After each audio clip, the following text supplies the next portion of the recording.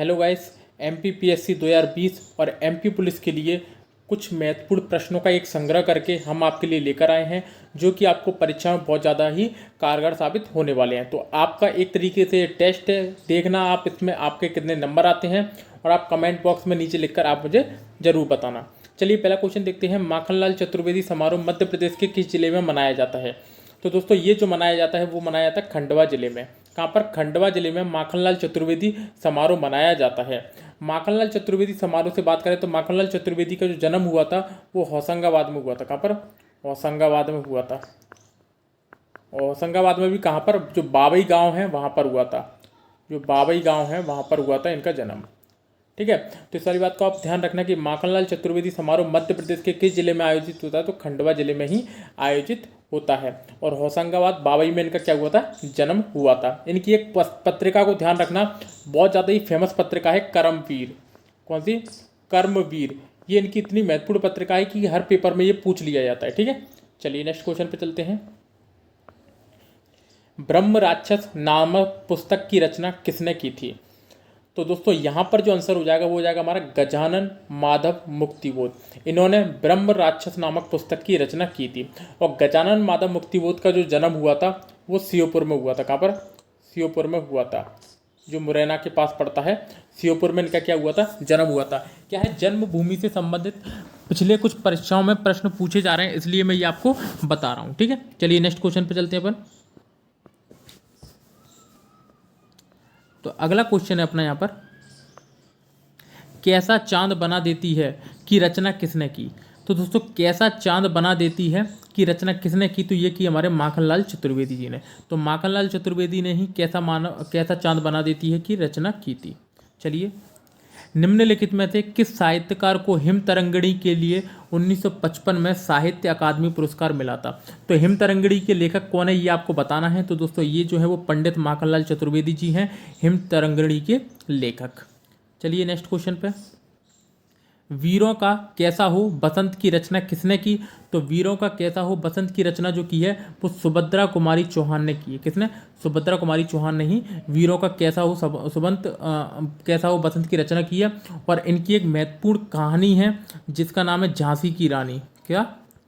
झांसी की रानी। इस वाली बात को आप ध्यान रखना। ठीक है, चलिए नेक्स्ट क्वेश्चन। कालिदास सम्मान में कितनी राशि दी जाती है? तो दोस्तों कालिदास सम्मान में जो राशि दी जाती है वो 2 लाख रुपए दी जाती है। और कालिदास सम्मान कब से आयोजित होना शुरू हुआ है? 1980 और 81 से। 1980-81 से ये पुरस्कार दिया जाता है। और कालिदास समारोह कहाँ होता है? तो उज्जैन में होता है। कहाँ पर? उज्जैन में होता है कालिदास समारोह आयोजित।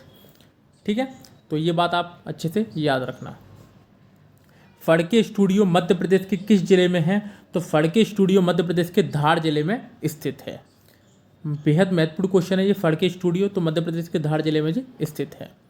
निम्नलिखित में से मध्य प्रदेश का कौन सा पुरस्कार खेलों से संबंधित नहीं है? तो देखो दोस्तों, विक्रम अवार्ड हमारे खेलों से संबंधित है, विश्वामित्र भी हमारे मध्य प्रदेश के खेलों से संबंधित है, एकलव्य भी है, लेकिन शिखर अवार्ड यहाँ पर नहीं है। ठीक है, तो Vikram award, Vishwamitra award, Eklavya award, ये तीनों ही मध्य प्रदेश के पुरस्कार हैं जो खेलों से संबंधित हैं। चलिए, प्रवास जोशी अवार्ड मध्य प्रदेश में किस खेल में दिया जाता है? तो प्रवास जोशी अवार्ड जो है मध्य प्रदेश का राष्ट्रीय खेल है, जो है मध्य प्रदेश का जो राष्ट्रीय खेल है मलखंभ, उसके क्षेत्र में दिया जाता है। और ये कब से शुरू हुआ? तो ये 2013 से शुरू हुआ। किससे? 2013 से ये शुरू किया गया। चलिए, मध्य प्रदेश में नर्मदा नदी की लंबाई कितनी है? दोस्तों मध्य प्रदेश में आपको पता है कि नर्मदा नदी कहाँ से निकलती है? तो अमरकंटक से निकलती है, अनूपपुर जिले से निकलती है। ठीक है, और पश्चिम की दिशा में बहना शुरू करती है। इस प्रकार से पश्चिम की दिशा में ये बहना शुरू करती है और 3 जिलों में बहती है, मध्य प्रदेश, महाराष्ट्र और गुजरात। ये 3 जिलों में, 3 राज्यों में नर्मदा नदी हमारी बहती है। और नर्मदा नदी पर ही सबसे बड़ा बांध बनाया गया है, सरदार सरोवर बांध। कौन सा? सरदार सरोवर बांध। ये किस नदी पर बना है?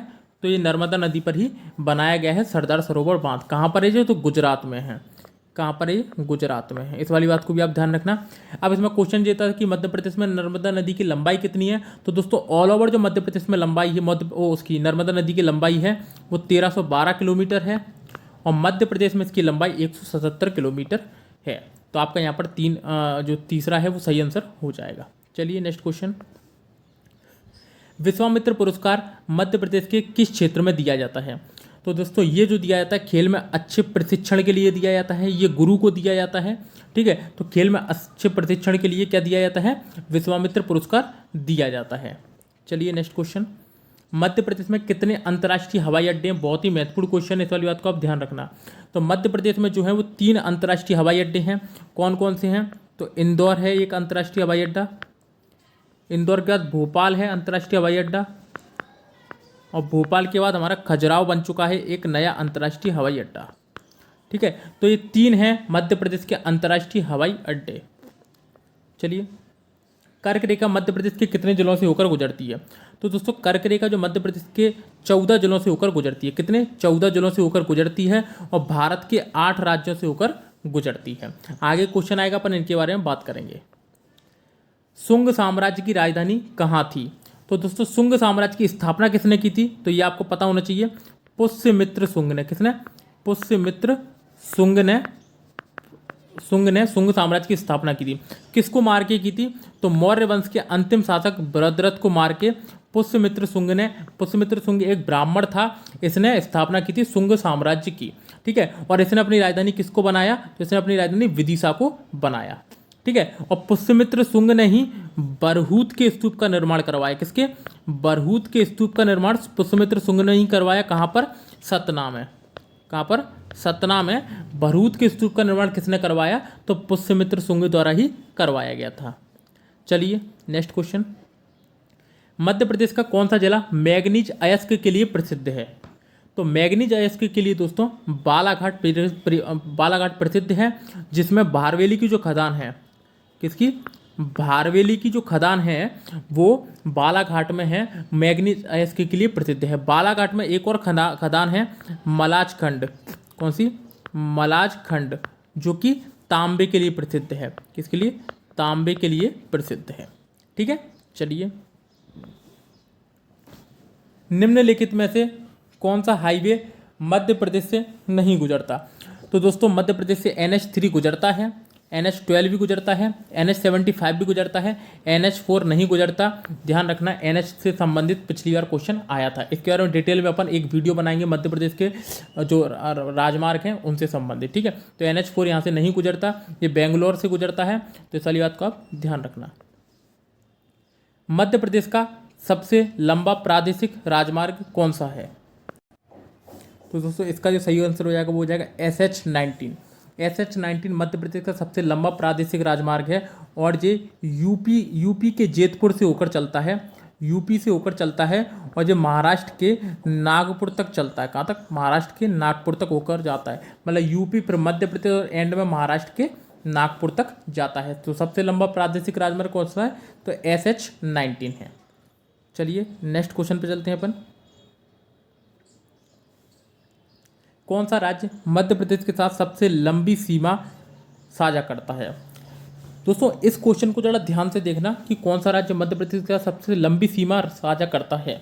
तो देखो जरा, मैं आपको एक चीज़ बताना चाह रहा हूँ जिससे कि आपका ये कंसेप्ट बहुत अच्छी तरीके से क्लियर हो जाए, क्योंकि ये आपको बाद में दिक्कत करेगा पेपर में। ठीक है, तो थोड़ा सा ध्यान से सुनना। अलग अलग किताबों में अलग अलग प्रकार का इसका आंसर दिया गया है, तो मैं आपको थोड़ा सा डाउट क्लियर करने की कोशिश करता हूँ।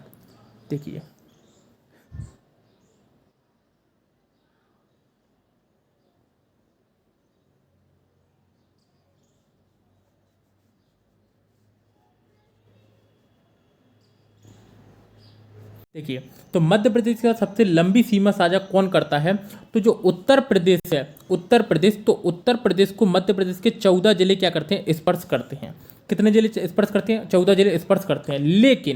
लेकिन कई किताबों में सीधी को नहीं माना गया कि सीधी उत्तर प्रदेश से टच करता है, तो वहाँ पर 13 हो जाते हैं।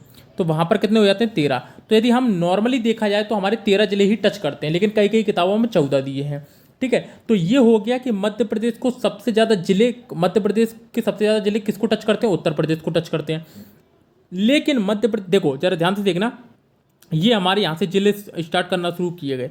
पेन का कलर बदल लें जरा, देखो जरा, ये हमने यहाँ से ये किया, तो ये हमारे क्या है, ये उत्तर प्रदेश को हमारे जिले टच कर रहे हैं केवल यहाँ तक। तो हमारी जो सीमा है वो केवल यहाँ तक ही टच कर रही है। लेकिन राजस्थान को यदि हम देखें तो राजस्थान को हमारा यहाँ से टच करना शुरू करता है। देखो जरा ध्यान से, ये गया, ये गया, ये गया, ये गया, ये गया, ये गया, ये गया, ये गया, ये गया, तो यहाँ तक हमें क्या है, राजस्थान को टच करता है। तो जो सबसे ज़्यादा जो लंबी सीमा साझा करता है वो हमारा राजस्थान से साझा करता है। किससे? राजस्थान से। लेकिन ये बहुत ज़्यादा समझने वाली बात है कि हमारे यहाँ पे सबसे लंबी सीमा साझा कौन करता है? तो राजस्थान करता है। सबसे ज़्यादा जिले किसको टच करते हैं? तो वो यूपी को करते हैं। लेकिन किताबों में केवल यूपी को दिया गया है, कई कई किताबों में। तो आप ध्यान रखना कि राजस्थान सबसे ज़्यादा लंबी सीमा साझा करता है और जिले यूपी को साझा करते हैं। चलिए नेक्स्ट क्वेश्चन पे। Institute of physical education Madhya Pradesh में कहाँ पर है? तो जो महारानी लक्ष्मीबाई है उनका जो फिजिकल एजुकेशन मध्य प्रदेश में कहाँ पर है? तो ग्वालियर में स्थित है। ठीक है, बहुत ही फेमस है ये। नेक्स्ट क्वेश्चन, मध्य प्रदेश में चित्रकूट तीर्थ किस जिले में है? तो दोस्तों ये चित्रकूट तीर्थ है वो कहाँ पर है? तो सतना जिले में। कहाँ पर? सतना जिले में, मध्य प्रदेश के। और यहाँ पर कहा जाता है कि ब्रह्मा विष्णु महेश ने बाल अवतार लिया था। क्या? बाल अवतार लिया था, ये कहा जाता है। ठीक है, तो चित्रकूट कहाँ पर है? सतना में है। बेजू बावरा की समाधि मध्य प्रदेश में कहाँ पर है? तो दोस्तों बेजू बावरा, जिनको बैजनाथ बावरा भी कहा जाता है, जिनको बैजनाथ के नाम से भी जाना जाता है, ये चंदेरी से संबंधित है। कहाँ पर? चंदेरी से संबंधित है। अशोकनगर चंदेरी से संबंधित है और ख्याल गायन से संबंधित है। ख्याल गायन से संबंधित है। चलिए, मध्य प्रदेश में कितने ज्योतिर्लिंग हैं? तो दोस्तों मध्य प्रदेश में जो ज्योतिर्लिंग है वो हमारे 2 ज्योतिर्लिंग है। कितने? 2 ज्योतिर्लिंग हैं।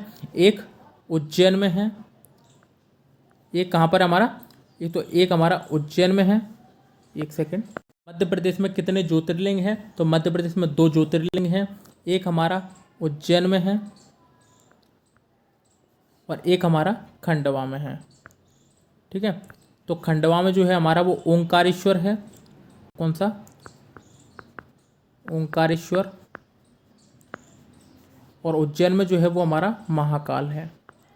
महाकाल ज्योतिर्लिंग, जो एकमात्र दक्षिणानुमुखी ज्योतिर्लिंग है। चलिए नेक्स्ट क्वेश्चन, केवटी जलप्रपात किस नदी पर है? तो दोस्तों यहाँ पर केवटी जलप्रपात है वो महाना नदी पर है। किस पे? महाना नदी पर। देखो आपको मैं एक बात बताऊँ, केवटी, बहुटी, ये सब कहाँ पर है? तो ये सब रीवा में है। कहाँ पर है?